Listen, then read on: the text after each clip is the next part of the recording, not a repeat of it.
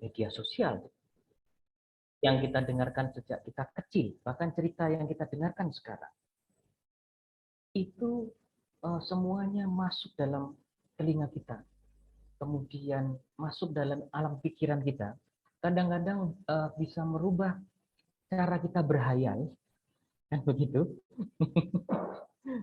Dan ini bisa menjadi energi yang kuat dan juga sangat berbahaya. Dari mana asal hayalan kita setiap malam sebelum kita tidur? Dari mana asal mimpi-mimpi kita? Terus bagaimana kita membayangkan diri kita sendiri? Kamu sekarang lagi membayangkan dirimu sebagai apa, dan nanti kamu ingin membayangkan dirimu sebagai apa. Nah, itu asalnya dari mana? Maka cerita rakyat itu hal yang sangat mempengaruhi pola kehidupan kita. Dan ini yang menyatukan kita dalam sebuah kebijaksanaan yang dinamakan Nusantara. Di Indonesia nggak ada cerita hantu yang pakai jas. Nggak ada. Terus kemudian bertari, nggak ada. Itu hanya ada di barat. Terus kemudian ada cerita hantu yang memakan orang. Hanya ada zombie di luar negeri. Ya, di tempat kita, hantu hanya ini apa namanya menggoda. Dan seringkali hantu itu digambarkan seorang perempuan berambut panjang dan cantik. Dan tertawa. Dan tertawa pasti. Saya melihat film di Jepang judulnya The Grudge waktu itu. Film ini sangat mempengaruhi. Itu berasal dari cerita rakyat sana. The Grudge itu artinya dendam. Bagaimana itu kemudian sebenarnya mengungkapkan perasaan orang Jepang kalau lagi sakit hati dan dendam. Itu luar biasa. Nggak bisa dihabisin dengan doa dan pengampunan. Harus dibalas. Gitu.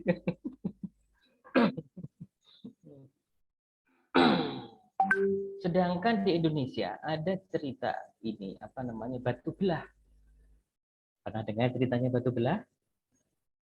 Ada seorang ibu yang mempunyai 4 anak. 4 anak itu sangat merepotkan sekali. Dan mereka nggak mau bantu ibunya. Akhirnya ibunya masuk ke dalam sebuah batu. Dan tertutuplah batu itu. Tetapi masih ada ruang untuk memaafkan. Jadi setiap kali anak itu berbuat baik, batu itu terbuka perlahan-lahan. Berarti apa? Orang Indonesia kalau dendam itu enggak se apa ya sekuat orang Jepang. Kalau orang Jepang tahu filmnya The Grudge ya, itu sebelum film Kayako dan Sadako. Itu film yang lebih menakutkan dari The Ring. Kalau pernah lihat cerita ya, itu dari cerita rakyat.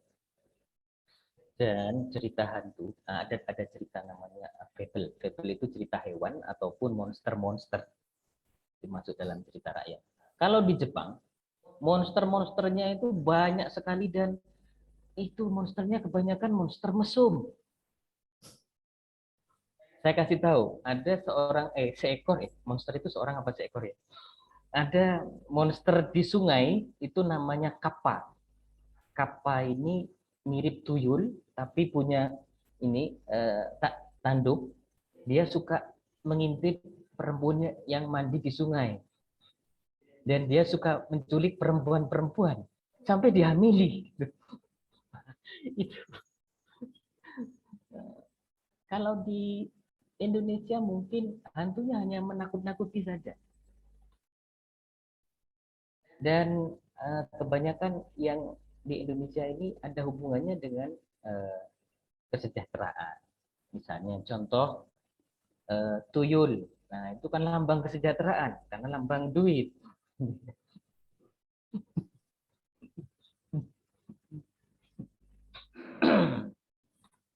Dan kebanyakan hantu-hantu cerita ataupun cerita rakyat hantu di Indonesia ataupun monster itu bisa diselesaikan dengan cara yang sangat mudah. Kalau di luar negeri itu sulit. hantu-hantunya. Kalau nggak sampai menggigit, menghabiskan itu, ya nggak bisa. Nah itulah salah satu kebijaksanaan cerita rakyat kita. Nah, do you have any question? Silakan bertanya apa saja. Raise your hand.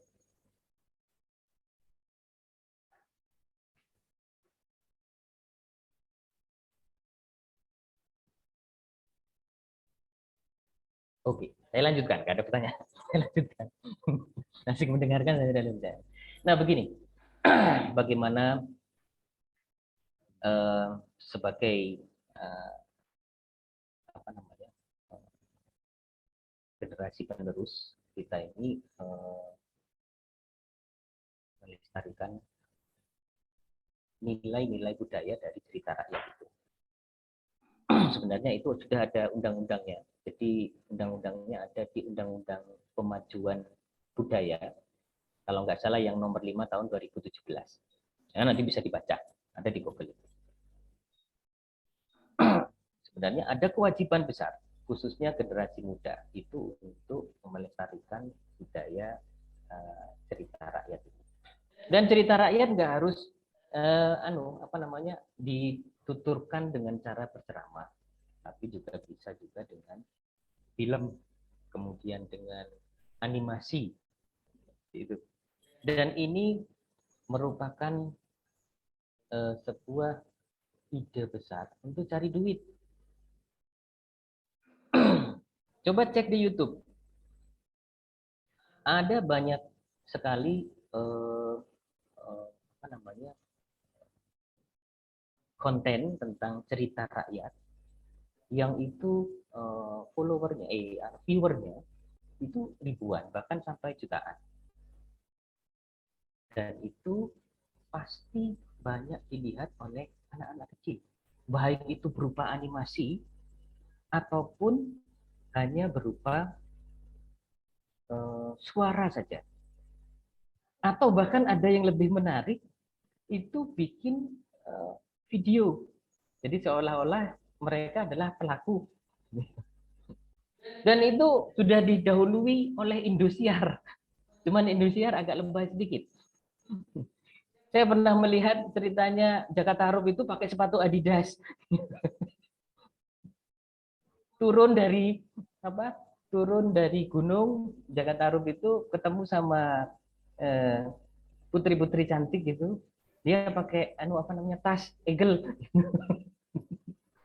Tapi itu kalau sekarang di konten itu juga bagus, keren gitu ya.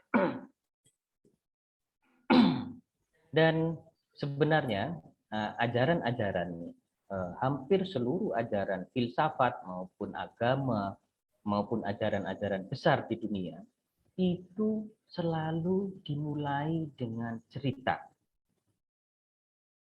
Baik cerita rakyat maupun cerita bukan rakyat. Kayaknya semua cerita itu cerita rakyat ya. Dan bagi saya melatih, saya punya grup sanggar teater, saya punya sanggar teater nih. Latihan dasar biasanya yaitu tadi never ending story. Itu untuk melatih hasanah berpikir kita, bagaimana membuat sebuah cerita itu bersambung. Dan itu nggak pernah selesai sampai sekarang, dari 2015. Artinya, sebelum melakukan latihan-latihan dasar seperti itu kita harus banyak membaca. Saya kira di Google itu banyak sekali cerita rakyat dan banyak yang bisa digali dan banyak yang bisa dikembangkan ceritanya. Banyak sekali yang bisa dikembangkan. Dari cerita yang fable, itu cerita hewan-hewan, terus dongeng, kemudian mitos, apalagi legenda. Banyak sekali legenda yang ada di Indonesia ya. Bahkan ada sumur kecil di sebuah desa itu bisa jadi legenda.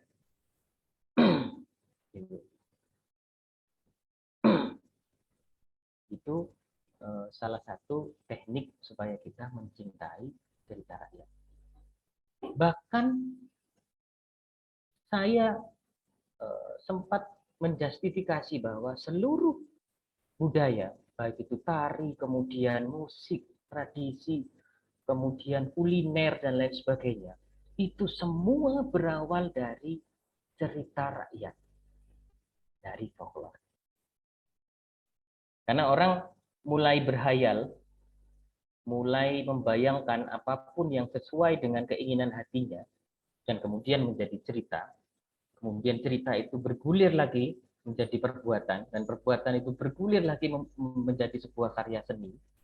Nah, itu diawali dari folklore, dari cerita.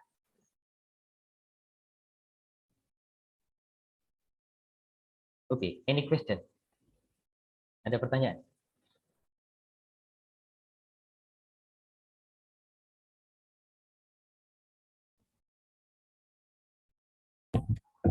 Masih, Mas, suara saya bisa masuk, Mas? Oke, masuk. Oke, saya ada pertanyaan, Mas.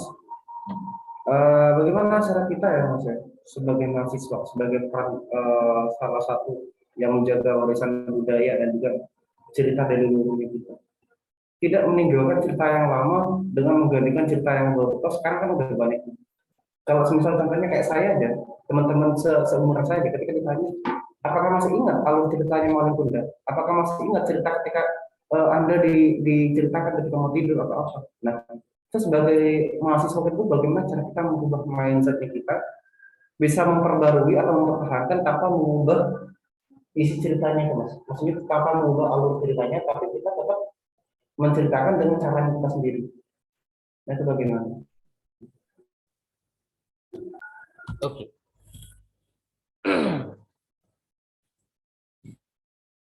Ini dari dari berbagai fakultas ya, Mas ya. Di, kita ini begini, sebelum saya menjawab itu, kita mempunyai sebuah koleksi cerita dari sebuah kerajaan kecil di Indonesia yang ada di Jawa Timur. Itu kalau nggak salah nama kerajaannya Kerajaan Panjalu, itu kerajaan kecil. Itu mempunyai sebuah kitab yang isinya semua itu berupa dongeng cerita. Namanya Serat Panji. Nanti bisa dilihat Serat Panji. Itu salah satu ceritanya adalah dongeng Timun Mas. Pernah dengar Timun Mas ya? Oke. Ya, Timun. Kemudian ada ceritanya Keong Mas. Ya, itu. Nah, cerita itu kemudian disebarkan sampai jauh oleh kerajaan-kerajaan yang besar yang waktu itu menguasai dan kemudian menguasai Indonesia waktu itu sampai keluar. Itu Majapahit. Itu disebarkan sampai ke wilayah Vietnam dan Thailand. Di sana kitab yang berisi dongeng cerita itu di sana dijadikan kitab suci. Benar, dijadikan kitab suci. Sampai kemudian diadaptasi lagi sama orang Indonesia, sampai di Taman Mini itu ada sebuah gedung namanya gedung ini untuk lihat biskup itu gedung Keong Mas ya. Ya itu. Ada sebuah gambar di sana itu yang diadopsi dari Thailand yang itu menceritakan cerita tentang Timun Mas. Timun Mas. Sampai sekarang mereka menganggap bahwa dongeng itu merupakan asal mula sistem berpikir mereka yang luar biasa. Vietnam luar biasa, Thailand luar biasa. Dan itu ternyata gurunya dari Indonesia. Bisa dicek nanti, bisa dicek. Makanya Pak, kita ini orang Nusantara ini orang yang sangat kaya. Kita memiliki banyak kisah. Bahkan sampai hari ini kita bisa membuat kisah-kisah baru. Contohnya kisah-kisah misteri. Itu kemampuan kita dalam folklore itu luar biasa dalam menciptakan kisah yang kemudian diturun-turunkan. Karena apa? Kelebihan orang Indonesia itu kuat dalam bergosip dan bergibah.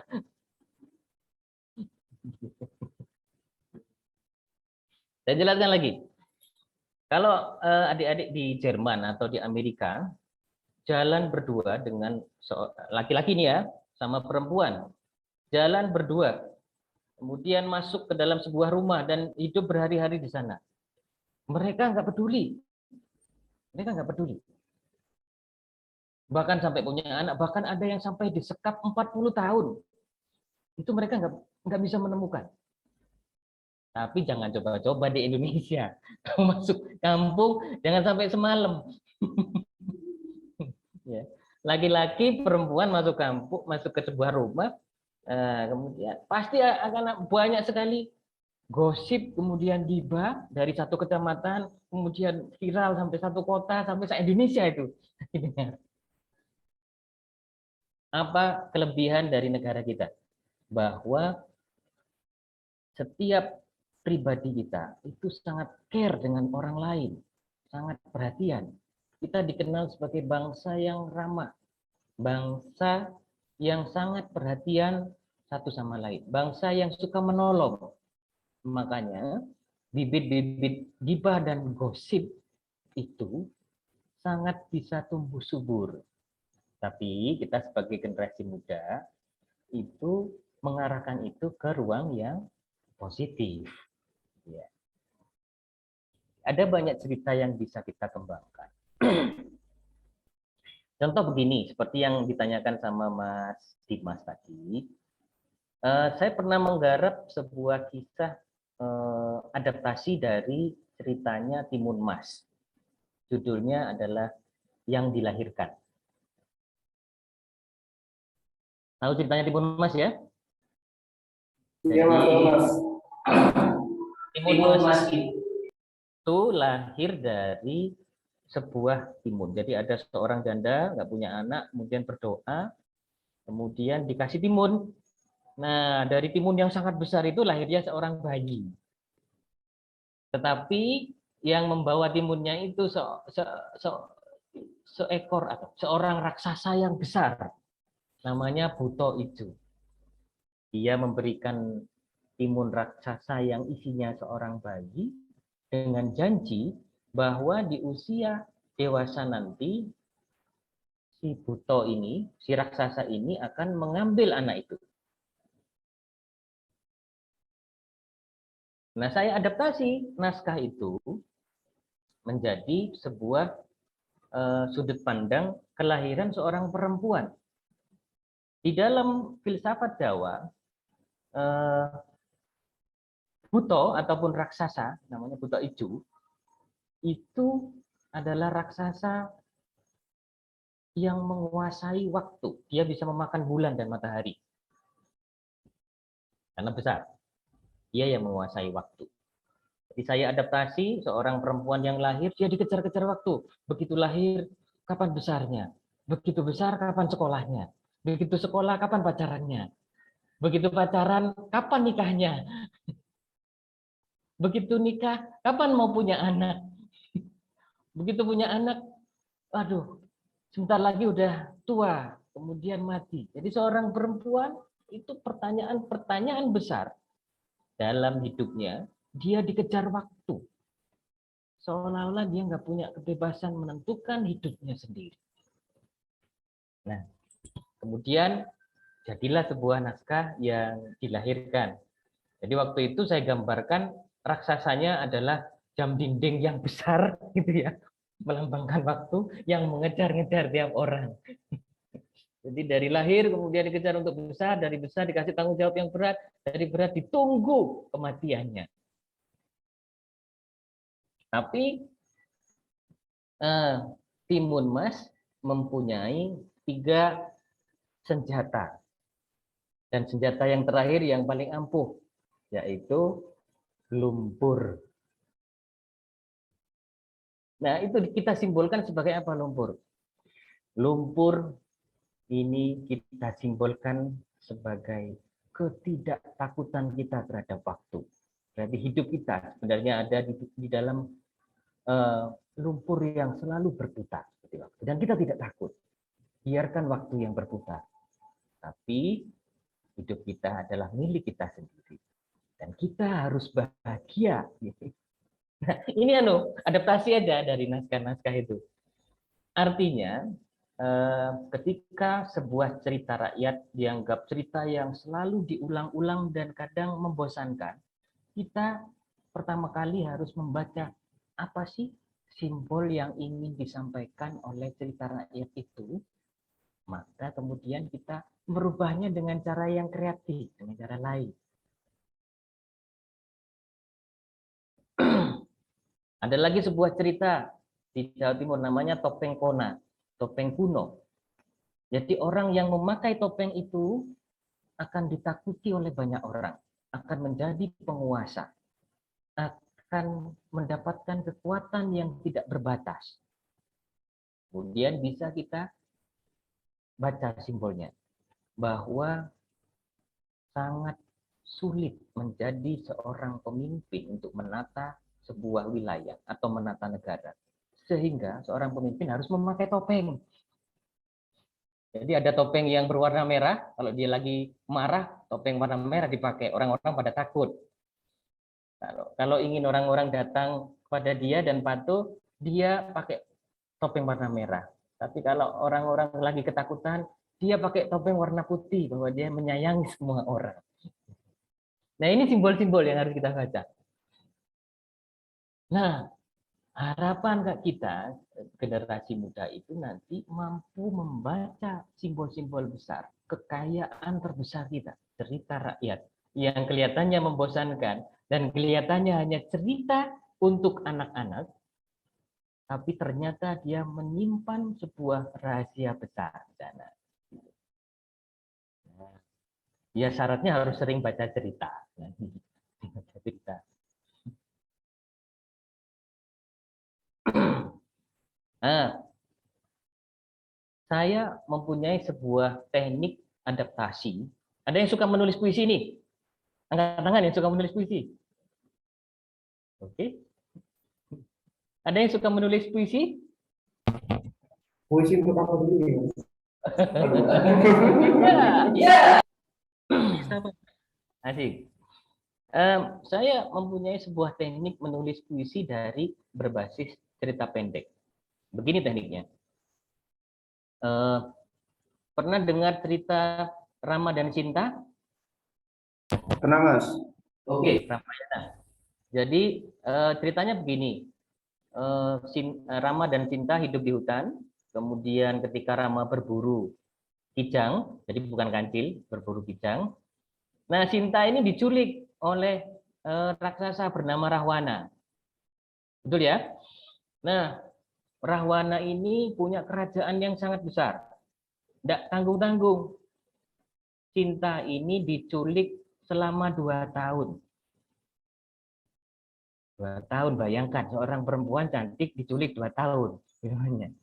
Nah, ketika berhasil diselamatkan, jelasnya si Rama ini kan curiga.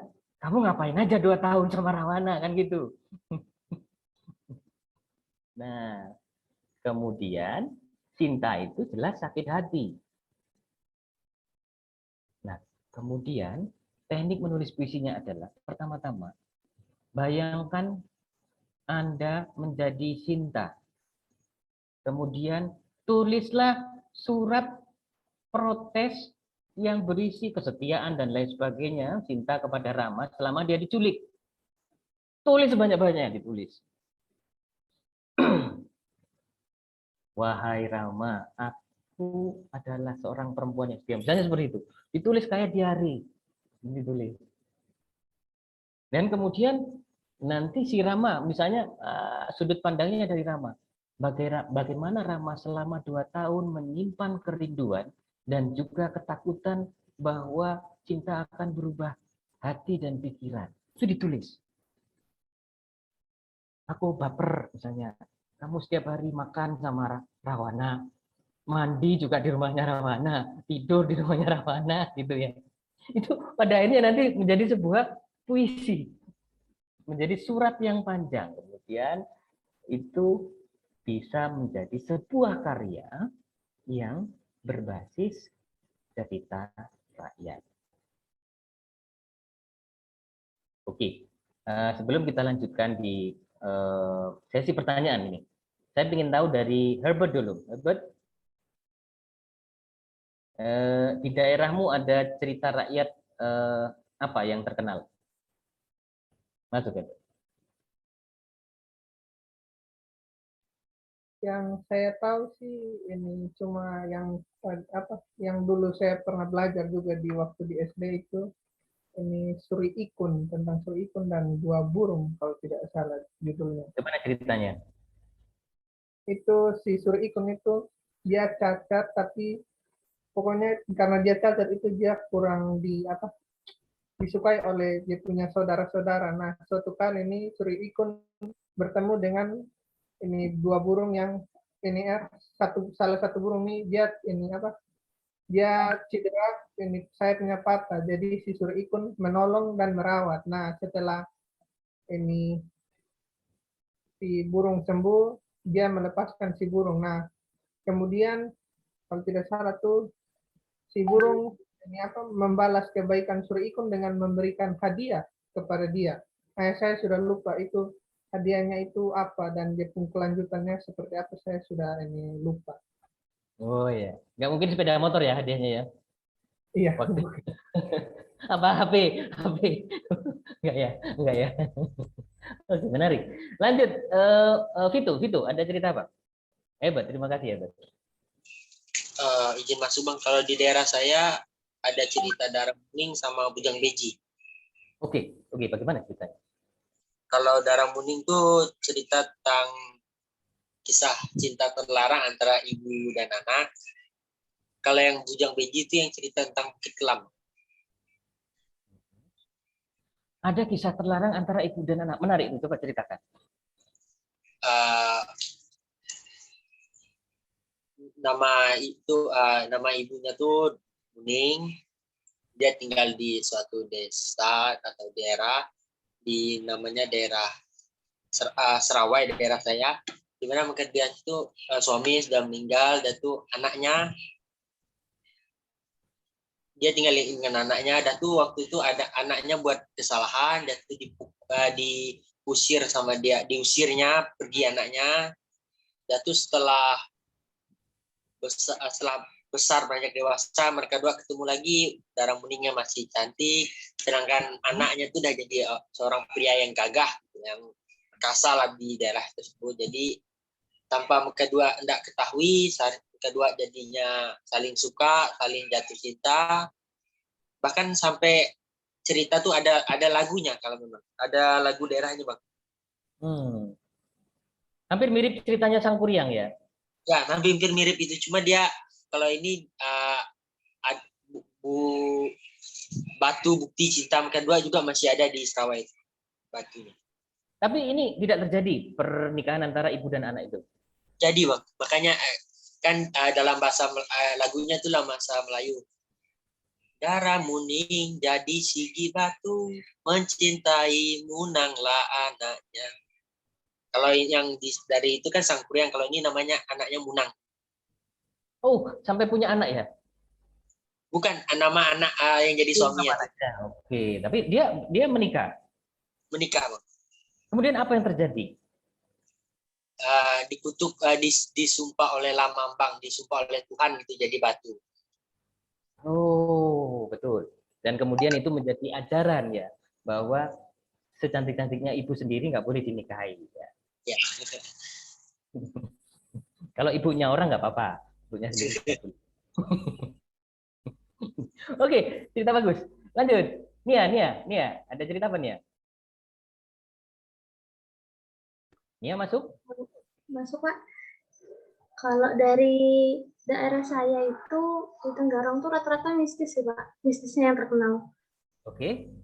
Itu legendanya Kalau teman-teman tahu 2011 itu ada kejadian jembatan Mahakam runtuh, itu benar-benar booming banget. Nah, di situ legendanya tuh makin ngingetin kita lagi sama legenda kalau di bawah sungai Mahakam itu konon ada satu lubang hitam, itu kayak kerajaan, semua kisah mistis, semua kayak ibaratnya hantunya Kalimantan tuh berdiam di situ gitu kan.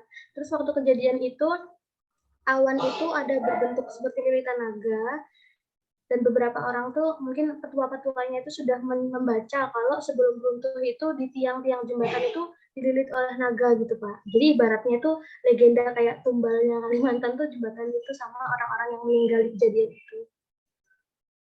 Dan setiap erau itu konon katanya jangan nonton terlalu dekat atau terlalu fokus sama perahu naga gitu Pak. Nanti bisa jadi tumbal ya tenggelam di Mahakam gitu. Oke. Oke, Kalimantan itu ya? Kalimantan. Kalimantan Timur tuh. Oh, Kalimantan Timur. Kalimantan Timur memang banyak dipengaruhi budaya-budaya dari Bina Daratan ya. Jadi naga itu termasuk hewan yang suci. Itu kisah yang menarik, dan Sungai Mahakam itu dilambangkan menyimpan seluruh kisah-kisah mistis di sana. Itu pasti ada simbol yang besar di sana. Ada simbol yang besar. Jadi sungai itu seringkali dijadikan sebuah pusat peradaban. Biasanya kayak di Nil ya, Sungai Nil itu kan peradabannya di tepi sungai semua. Cuman di Nil mungkin tidak ada naga ya, tidak ada naga. Ya, adanya kucing sama anjing.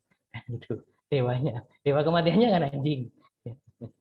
Kalau naga biasanya di wilayah Cina. Oke, thank you. Lanjut, Dini. Baru muncul nih Dini nih. Ya, tadi ada kegiatan bareng Dikti, Kak. Oke, silakan. Ini cerita rakyat dari daerah saya ya, Kak. Ya, daerah mana, Dini? Kalau saya sendiri lama tinggal di Kalimantan Utara, di Tanjung Selor, namun sekarang saya sudah menetap di Balikpapan.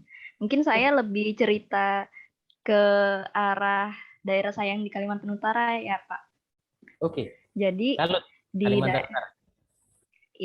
jadi di daerah saya itu di Bulungan, itu cerita rakyatnya dari asal-usulnya memang dari suku Dayak, dan dari turunan suku Dayak itu menyebar menjadi suku Bulungan, suku Tidung. Nah, dari awalnya itu mitosnya ada sebuah putri yang keluar dari telur dan seekor putri mungkin ya? seorang, Kak. Oh, seorang. Iya, seorang putri yang keluar dari telur dan juga seorang anak laki-laki yang keluar dari bambu petung itu.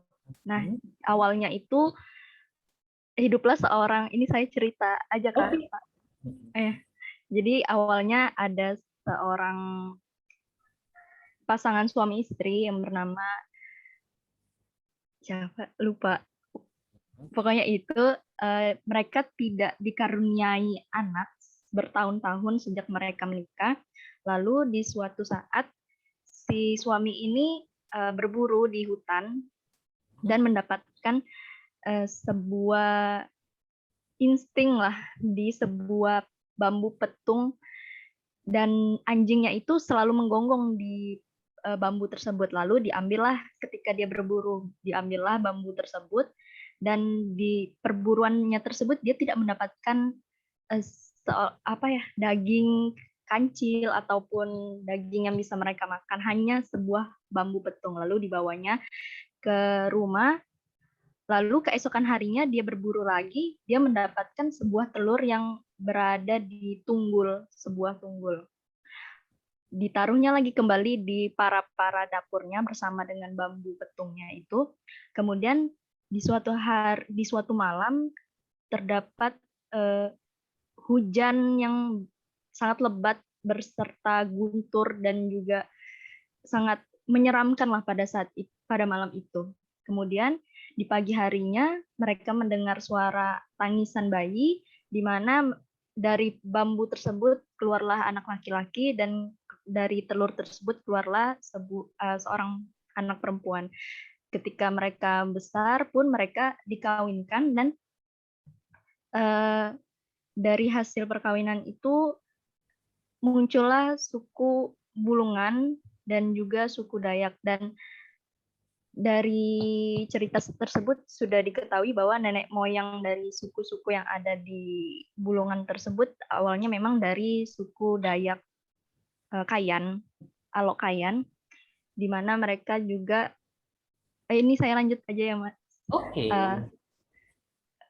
Jadi dari suku-suku tersebut juga ada lagi yang melahirkan sebuah cerita rakyat lagi, di mana keturunan dari si yang tadi telur sama bambu tadi, namanya saya lupa, itu namanya Dayak, Pak, saya lupa.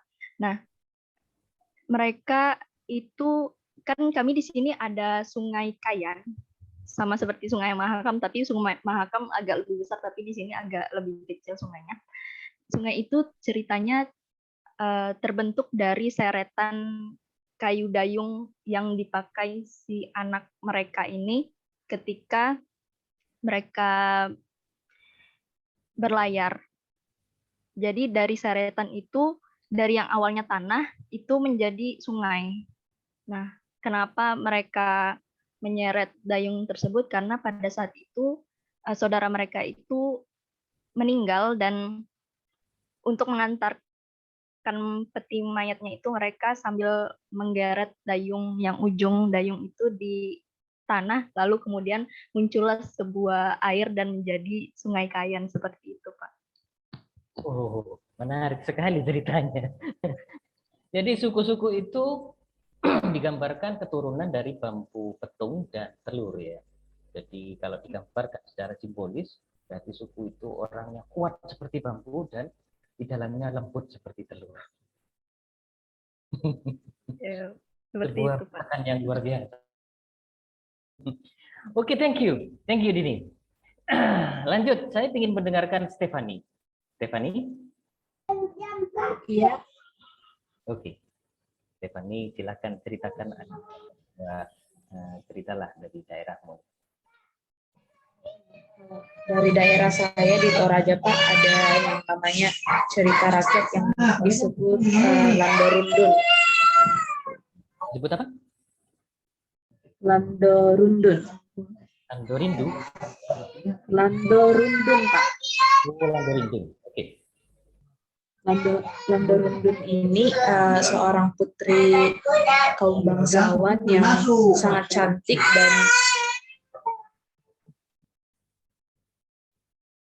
dan dia itu seperti seorang Rapunzel gitu, Pak. Rambutnya panjang sekitar 300 jam. Lagi punya anak, kok rame anaknya itu. Kenapa, Pak? Enggak, itu putri apa ada anaknya putri kok sudah punya anak putrinya itu ceritanya. Cerita langsung ceritanya ya. Lagi ceritanya. Real story ini ceritanya. Real story. Enggak ada suaranya bayi soalnya itu. Itu. Adik, Pak, itu adik. Oh, adik. Ya. Oke, lanjut ceritanya. Ya, jadi ada seorang putri dari kaum bangsawan di Toraja yang bernama Landorundun. Suatu hari dia mandi di sungai, terus salah satu rambutnya itu tercabut gitu, Pak, rontok. Lalu rambut ini tersangkut di sungai yang di Bone, namanya di Bone, terus didapat oleh seorang Raja Bone. Lalu Raja Bone ini penasaran, ini rambut punya siapa? Lalu Raja Bone ini menelusuri pemilik rambut tersebut. Tak lama kemudian ia mendapatkannya di Toraja, atau lebih tepatnya itu di Gunung Sesean. Dan ternyata Raja Bone ini jatuh hati terhadap putri Landorundun ini, lalu ingin melamar sang putri, tapi sang putri ini tidak langsung menerima, Pak. Kemudian karena Sang Raja Bone ini sudah terlanjur jatuh cinta sama si Putri Landorundun ini, dia menelusuri informasi itu dari warga sekitar di tempat tinggal sang putri ini. Terus karena Sang Raja Bone tahu kalau Putri Landorundun ini menyukai mangga, maka dari itu dia menanam sebuah pohon mangga di pinggir sungai yang sering ditempati putri ini mandi. Setelah pohon mangga ini tumbuh, si putri memetik, lalu kan dipantau sama Sang Raja Bone di situ,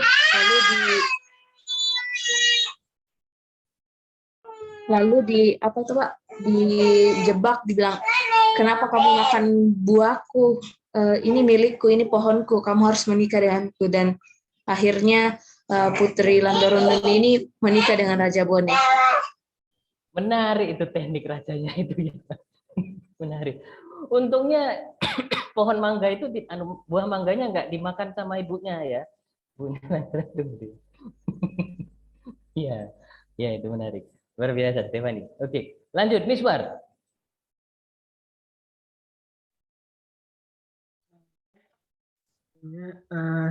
Sebenarnya cerita rakyat di Belitung itu ada lumayan banyak, Pak.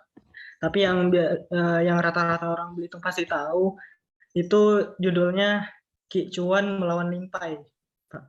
Jadi ceritanya ini Ki Cuan ini adalah seorang ayah yang mempunyai seorang istri dan seorang anak gadis, dan anak gadisnya ini bernama Jerimai.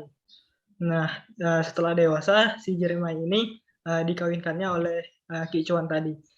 Dan kemudian ketika ada di suatu desa itu ada sebuah pesta yang jauh dari desa Ki Cuan tadi, dan Ki Cuan ingin juga melihat keramaian dari pesta itu. Kemudian istri, anak, dan menantunya disuruh cepat-cepat untuk bergegas supaya dapat pergi lebih sore, sedangkan ia sendiri akan menyusul sesudah dia memasukkan hewan-hewan ternaknya.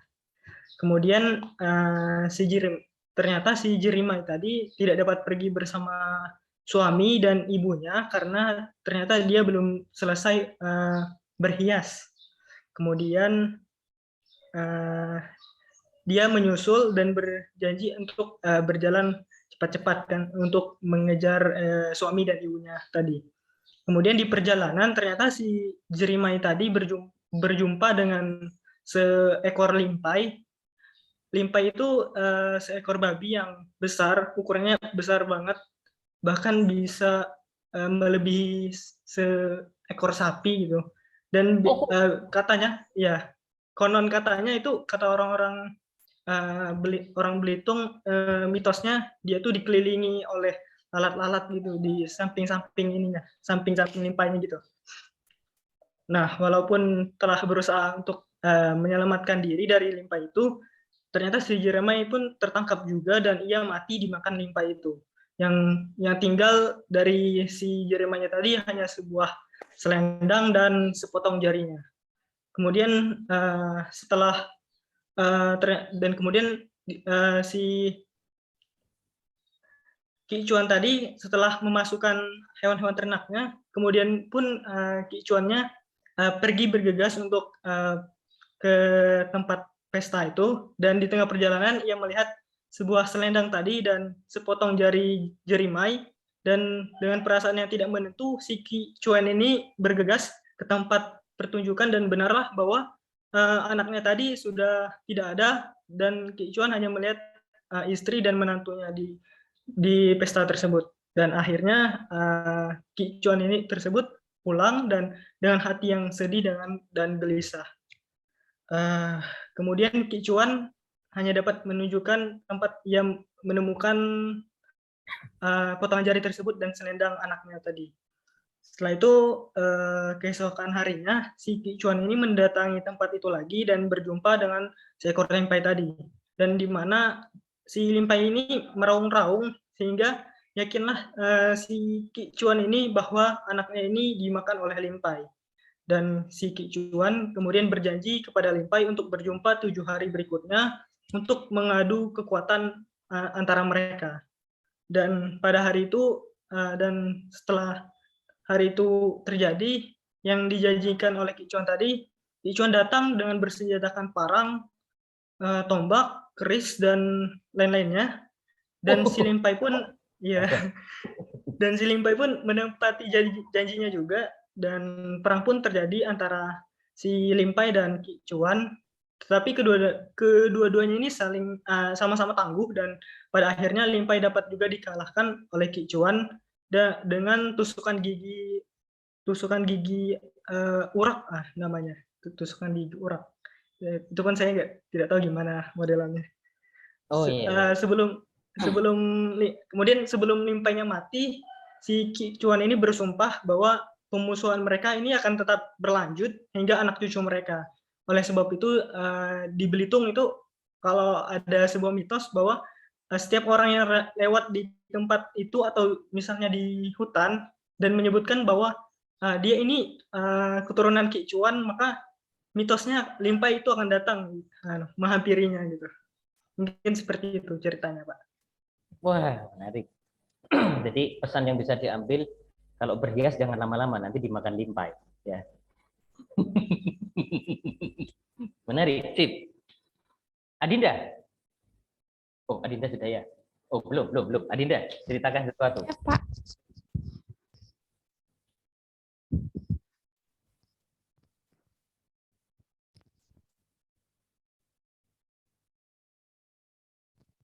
Kayaknya bermasalah deh kalau aku on cam, jadi nggak apa-apa kan? Oke, nggak apa-apa. Bisa berekspresi di belakang kamera. Gini Pak, kalau dari daerah aku tetanggaan sama Stefani. Stefani di Toraja, aku di Enrekang, namanya Enrekang. Tapi sekarang lagi netap di Makassar. Cuman kalau daerah asal aku itu Enrekang.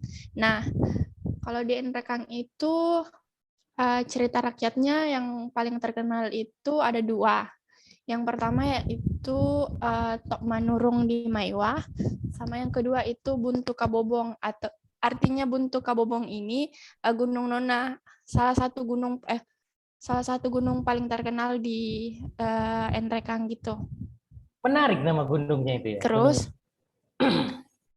nah Buntu Kabobong ini ceritanya ada 2 versi, Pak. Nah, aku ceritain yang versi pertama. Yang versi pertama itu awalnya di sebuah daerah, konon katanya ada salah satu orang yang datang, entah itu dari mana, tapi dia dipanggilnya biasanya Tok Malaori Langit, artinya orang yang turun dari langit gitu. Terus dalam istilah lainnya itu dia biasanya disebut sebagai Tok Manurung, artinya keturunan orang baik gitu. Terus dia datang ke suatu daerah yang dari suatu daerah yang namanya Tangsa. Itu sebenarnya daerah Toraja. Nah, mulanya ada seorang, pas dia datang ke dari daerah itu ke daerah di Enrekang atau Masen Rempulu itu, terus dia ketemu sama satu orang ibu. Nah, ibu ini memiliki 5 anak. Ibu ini namanya Masang. Terus dia memiliki 5 orang anak. Terus anaknya itu terbagi di setiap daerah. Nah, daerah yang didatangi tadi, yang orang turun dari langit itu, daerah yang didatangi namanya daerah Tindalun. Nah, suatu ketika ada kejadian di daerah Tindalun itu, ada api yang sangat berkobar, besar banget. Terus masyarakat daerah Tindalun itu penasaran, terus mereka datengin tuh tempatnya. Nah, setelah itu ternyata yang muncul dari kobaran api itu seorang pemuda, seorang anak, ganteng, putih, pokoknya kayak dia muncul kayak udah kayak dewa, bersih, putih, terus ganteng, terus Yang dia di hitam kayak saya nggak bisa muncul ini ya di api itu. terus anak ini diberi nama Tomalabi, artinya apa ya, kayak orang sempurna yang baik gitu. Nah, setelah itu karena anak ini nggak tahu dari mana asal-usulnya, tiba-tiba muncul dari kobaran api, dia dibawa ke daerah Tindalun. Terus setelah menginjak dewasa,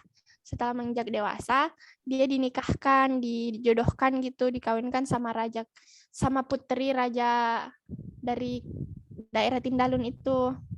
Dia dinikahkan, terus setelah nikah sama anak putri raja tersebut, dia mempunyai putra namanya Kalando Palapana. Nah, setelah itu anaknya dari Tomak Labi ini, si Kalando Palapana, kemudian dijadikan Raja Tindalun selanjutnya.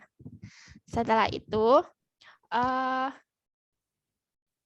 setelah berlangsung beberapa lama, Tindalun mengalami perkembangan yang sangat pesat, terus wilayahnya jadi sumber daya alam yang kaya gitu setiap musim panen.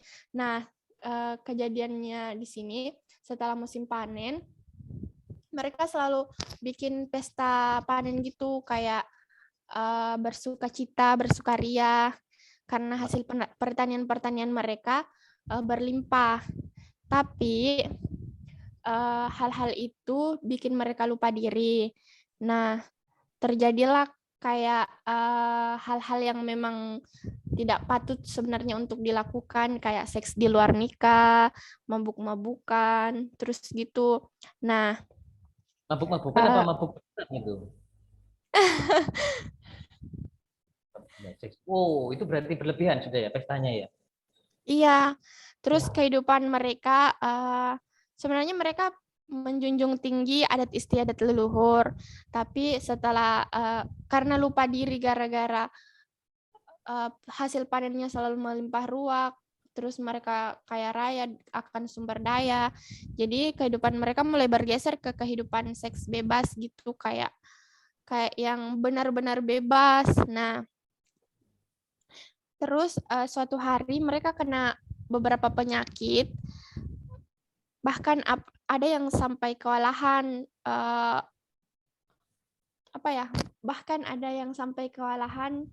ngadepin bencana penyakit itu. Terus tiba-tiba suatu ketika mereka dikutuk jadi sebuah gunung karena terus gunung ini anehnya dan ini memang kayak kenyataan sih, aku ngelihat langsung gunungnya emang mirip persis. Sebelumnya mohon maaf, gunungnya itu berbentuk seperti alat kelamin wanita. Wah, keren. Iya, silahkan dicari namanya Gunung Nona di Nrekang itu. Nah, terus katanya gunung itu berbentuk seperti itu karena Buntu Kabobon ini berbentuk seperti itu ya karena kemarin yang masalah-masalah seks di luar nikah, mabuk-mabukan, gara-gara masyarakat di sana. Terus ya gitu, gunung itu menyerupai alat kelamin wanita, ada juga yang menyerupai alat kelamin laki-laki. Tapi kalau yang menyerupai alat kelamin laki-laki, kayaknya aku belum lihat dengan jelas. Tapi kalau yang alat kelamin wanita, aku ya, udah. Kalau yang wanita mungkin bisa berbentuk gunung ya. Kalau laki-laki sulit. Gunungnya kayak apa itu nanti Kak? Terus di antara kaki gunung itu dialiri anak sungai. Oh ya. Nah, kalau versi yang kedua itu, versi kedua dari Buntu Kabobon ini, suatu ketika ada seorang putri dari kerajaan. Nah, putri dari kerajaan ini ayahnya ingin menjodohkannya dengan salah seorang pangeran, tapi dia kabur dari istana karena dia nggak suka sama cowok yang mau dijodohkan sama dia. Nah, dia kabur sama cowok yang dia suka. Terus raja ini, ayah dari si putri ini, memerintahkan anak-anak buahnya untuk mencari putri, terus dibawa pulang dalam keadaan hidup. Tapi setelah prajurit menemukan putri tersebut, ternyata bagian tubuh putri tersebut sudah terbagi dua, yang dari kepala sampai pusat itu mengalir menjadi air mata, menjadi sungai, namanya Sungai Matalo. Nah, terus bagian yang bawah itu dari pusar ke bawah itu yang jadi gunung katanya. Oh, Nah, menarik sekali. gitu Pak. Ya. Oke. Itu sebuah cerita yang menarik. Saya belum pernah mendengarkan cerita ini dan belum pernah melihat gunungnya. Saya penasaran jadi. Ayo, oke. Nanti Terima kasih. Oke, thank you. Lanjut, Anissa. Ya, kalau saya domisilinya aslinya Kalimantan Tengah. Kalau di Kalimantan Tengah itu legenda yang paling sering didengar tuh Panglima Burung, legenda Panglima Burung. Nah, konon katanya beliau ini komando dari suku Dayak. Nah, awal mula munculnya Panglima Burung ini dari peristiwa Perang Sampit. Mungkin pernah mendengar di tahun 2001 konflik antara suku Dayak sama suku Madura.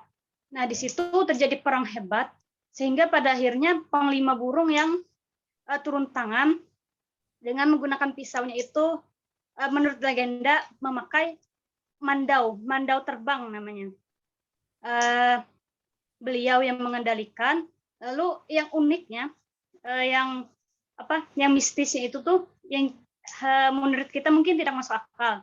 Di situ yang dibantai adalah orang-orang suku Madura, padahal itu pedangnya kan terbang kan, dia akan memenggal siapapun yang dari suku Madura, sedangkan suku Dayaknya ini aman, begitu Pak. Mungkin itu menggunakan drone juga ya, jadi bisa dilihat nih, ini Madura atau bukan. Tapi itu cerita yang pernah saya dengar juga seperti itu. Nah, ini cerita menarik. Saya akan membahas cerita yang dari Anissa. Tadi sudah cerita semua ya. Jadi ceritanya menarik-menarik semua. Nah, di Nusantara, ini masih ada waktu sampai jam 12, sedikit saja. Di Nusantara ada banyak cerita yang asik, kemudian ada cerita yang juga ngeri, ada cerita yang yang berbau seksual, misalnya. Kalau yang laki-laki itu mungkin asik lah cerita-cerita seperti itu ya. Ya itu ya. Nah begini, saya ceritakan dulu tentang Walt Disney. Pernah lihat film-filmnya Walt Disney? Oke, ada Cinderella, kemudian ada Mickey Mouse, kemudian pokoknya banyak lah. Kemudian Walt Disney menjadi sebuah perusahaan yang kaya raya, Walt Disney. Tetapi Walt Disney di tahun-tahun permulaan 2000 itu sebelum 2000 lah, artinya masih hampir-hampir mendekati tahun-tahun 2000 itu mereka mengalami stuck, mengalami bukan maju bukan mundur, berhenti. Karena Walt Disney ide-ide hampir semua ide filmnya adalah kalau disingkat dalam satu kata adalah once upon a time, yang artinya pada suatu hari, ya gitu ya. Ketika masih SD juga begitu ya guru ya, menceritakan pada suatu hari. Itu menceritakan hal-hal yang terdahulu. Kemudian Walt Disney mempunyai anak perusahaan kecil, itu bukan anak perusahaan, jadi bekerja sama dengan perusahaan kecil namanya Pixar. Nah, Pixar itu kecil, kemudian diajak merger. Dan sekarang Walt Disney dan Pixar menjadi sebuah usaha yang besar. Dan satu kalimat untuk membuktikan perkembangan dari cerita-cerita Once Upon a Time dari zaman dahulu, Kan yang kamu ceritakan itu pada zaman dahulu kan seperti itu ya. Nah, kalau Pixar itu baru. Jadi ceritanya what if? Bagaimana jika? Maka kemudian muncul boneka yang bisa berbicara. Akhirnya jadi film namanya Toy Story. Bagaimana jika monster dan hantu-hantu punya perusahaan? Kemudian muncul film Monster Inc. Nah, lihat ya Monster Inc. Bagaimana ketika kita bisa mengendalikan seekor naga atau bahkan kumpulan naga bisa kita tunggangi. Muncullah cerita How to Train Your Dragon. Ya. Bagaimana ketika ahli kungfu itu ternyata seekor panda yang gendut misalnya, muncullah kungfu panda. Nah, di zaman sekarang ketika kita stuck atau berhenti di cerita rakyat yang versinya atau tekniknya itu menggunakan once upon a time pada zaman dulu, maka cerita rakyat tidak akan berkembang dan tidak akan menarik, gitu ya. Karena membosankan. Nah, sebenarnya cerita tentang yang terakhir dari Anissa itu tentang Mandau yang bisa bergerak sendiri, itu merupakan cerita luar biasa. Tetapi ketika ada konflik antar suku seperti itu menjadi hal yang mengerikan. Bagaimana Mandau kemudian menghilangkan kepala orang. Nah, kita ambil teknik berceritanya dengan what if. What if. Bagaimana ketika Mandau itu bisa digunakan untuk mengantarkan makanan, misalnya. Saya ingin ini jamu akar bacakah dari Kalimantan. Kira kita send lewat Mandau, karena Mandaunya bisa berputar kemana-mana. Bagaimana ketika ceritanya diubah, Mandau itu hanya menakut-nakuti dan mengampuni orang-orang yang bersalah. Bagaimana ketika Mandau itu kemudian bisa menjadi alat masak yang otomatis, misalnya. Jadi bukan memotong lehernya orang, tapi memotong lehernya sapi, misalnya seperti itu. Ini menghilangkan sisi-sisi yang mengerikan dari sebuah cerita rakyat. Seperti itu. Itu teknik what if. Bagaimana jika? Bagaimana jika gunung kemudian bisa berbicara? Bagaimana kemudian jika apa tadi cerita yang dari Herbert tadi, cerita apa, Bet? Suri ikun dan burung. Burung yang memberi hadiah. Bagaimana ketika orang sekarang itu tidak lagi suka kepada kucing karena bosan dengan bau dari kencingnya dan kotorannya, kemudian beralih kepada burung karena burung lebih menguntungkan. Setiap kali ditolong dia memberikan hadiah. Kalau kucing, berapa tahun pun kalian memelihara kucing, kalau ada kesempatan dia pasti akan mencuri ikan. Kalau burung yang diceritakan itu luar biasa. Ternyata burung bisa memberikan hadiah. Sebenarnya cerita yang Herbert ceritakan itu salah satu cara untuk melestarikan burung yang ada di sana. Karena apa? Dengan adanya cerita itu, orang akan lebih sayang burung, tidak diperjualbelikan, tidak ditembak, tidak dimakan, gitu ya. Sisi-sisi seperti itu bisa kita gunakan untuk membangkitkan hal-hal yang baik nanti. Hal-hal yang mungkin. Karena apa? Kebaikan seringkali berawal dari hayalan. Seringkali. Ketika kita menghayalkan diri kita jadi orang baik, maka kita sebenarnya berlatih untuk berbuat baik, memenuhi hayalan kita. Ketika kita sering berhayal menjadi orang jahat, perlahan-lahan dia akan membangun ruang-ruang jahat dalam pikiran kita. Itu kekuatan dari cerita. Kekuatan dari hayalan. Sementara itu saja, mungkin ada pertanyaan.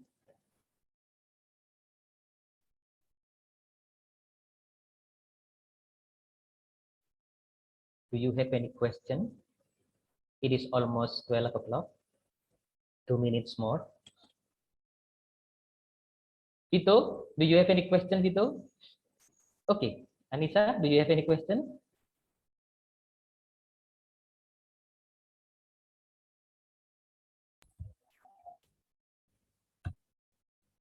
Oke. Saya serahkan sama Mas Dimas. Baik, terima kasih. Untuk teman-teman mungkin ada yang mau bertanya sebelum ini. Masih ada sisa waktu sedikit lagi ya, teman-teman. Mungkin ada yang mau bertanya terkait cerita masa lalu atau gimana. Saya masih beri waktu. Oke, kalau tidak ada terima kasih Mas Novi ya. Mas Gus Novi ini biasanya ya, Gus Nov ya. Oke, Gus Nov. Baik, terima kasih Gus Nov. Baik, Ibu gimana? Mungkin ada sepatah atau dua kata itu? Tadi menarik saya hanya mendengarkan cerita-cerita saja sampai ketawa-ketawa sendiri. Legenda berhadiah HP dan seterusnya tadi ya. Menarik semuanya cerita-ceritanya dan itu memang menjadi apa ya? Menjadi kekayaan budaya kita di mana memang cerita rakyat itu menyimpan pesan-pesan moral yang sangat luar biasa dan banyak hikmah yang harus kita ambil. Tetapi tadi ada legenda yang baru ya yang muncul Perang Sampit itu tadi ya tahun 2000-an itu juga akhirnya menjadi sebuah cerita begitu ya. Sebenarnya kan memang apa namanya pakai drone tadi katanya Mas Novi. Apa namanya bisa diambil hikmahnya. Sebenarnya kan cerita-cerita itu dibangun memang untuk membuat entah itu kalau bahasa kerennya sekarang mensosialisasikan sesuatu begitu ya atau ingin memang ada pesan yang ingin disampaikan begitu intinya kan seperti itu jadi itu dikemas entah itu dalam bentuk cerita entah itu dalam bentuk tulisan kalau tulisan mungkin nggak didengerin begitu ya tetapi pesan-pesan ini kan ingin disampaikan ke anak-anak mungkin ke mereka-mereka ya dengan cara bercerita itu tadi, mendongeng bercerita sehingga pesannya itu akan lebih nyampe ketimbang kita membaca. Mungkin kalau kita membaca, kalau yang hobi baca oke, tapi kalau nggak hobi baca akhirnya fade away gitu ya, keluar aja, hilang aja gitu. Tetapi kalau kalau kalau apa pakai dongeng itu mungkin akan lebih melekat, kemudian diceritakan di sekolah-sekolah dan seterusnya. Jadi memang beberapa dari teman-teman tadi juga ada yang lupa apa ya itu kan zaman dulu banget saya diceritain waktu di sekolahan kayak gitu. Jadi Anda lupa. Jadi mungkin dengan kita menggali cerita-cerita dan membaca banyak cerita rakyat entah itu legenda, fabel ataupun apapun namanya itu apa ya tetap harus dilestarikan. Karena memang banyak sekali pesan-pesan moral yang memang disisipkan di setiap ceritanya. Begitu ya walaupun tadi mengatakan bahwa setelah di Enrekang itu setelah jaya begitu kemudian rajanya foya-foya dan lupa diri hingga melakukan seks bebas kemudian disimbolkan Gunung Nunanya itu seperti itu saya sendiri juga dulu dari Toraja kan lewat Enrekang juga kan saya juga melihat gunungnya dan kata temen nah itu loh gunung yang kayak kemaluan wanita tapi saya juga tidak tahu seperti apa begitu ya karena saya melihat dari dekat justru dari dekat itu malah nggak kelihatan banget itu mungkin kalau dari jauh di drone itu mungkin saya nggak ngerti atau bagaimana begitu ya jadi apa namanya ya itu hanya legenda-legenda yang mungkin penuh dengan pesan-pesan yang memang ingin disampaikan di setiap ceritanya dan itu menambah khasanah budaya dan ini menjadi aset bangsa kita bahwa cerita-cerita inilah apa kita ada karena sejarah begitu ya termasuk kita ada karena cerita begitu jadi cerita-cerita yang diwariskan dari turun temurun ini memang pasti memiliki makna yang luar biasa yang memang pesan ini disampaikan sampai ke kita pada hari ini dan mungkin kita akan teruskan kepada anak cucu kita nanti. Baik, saya kembalikan ke Dimas.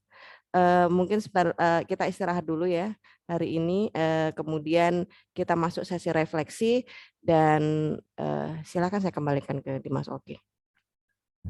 Baik, terima kasih Bu Ari Susanti dan Mas Novi ya untuk pemaparan materi hari ini dan terima kasih Bu Ari Susanti karena telah memberikan sedikit kesimpulan di sini dan teman-teman juga saya ucapkan terima kasih karena udah memberikan banyak pengalaman cerita dan berbagai cerita tentang budayanya masing-masing dan ceritanya legenda gitu ya. Yang bahkan saya sendiri masih belum tahu itu apa ceritanya dan alurnya bagaimana. Oke, kita kembali nanti pukul jam 12:30 waktu Indonesia bagian Barat. Oke, jadi jam 12.30, ya 30 menit. Waktu Indonesia bagian Barat kita kembali ke Zoom meeting lagi. Jadi jangan kemana-mana, yang mau sarapan, yang mau maksudnya mau makan siang, yang mau sholat atau mau beribadah silakan. Untuk teman-teman ya, kita masih ada waktu jeda 30 menit. Kurang lebihnya mohon maaf. Bila istabil haq, fastabiqul khairat. Wassalamualaikum warahmatullahi wabarakatuh. Selamat siang semuanya. Warahmatullahi wabarakatuh.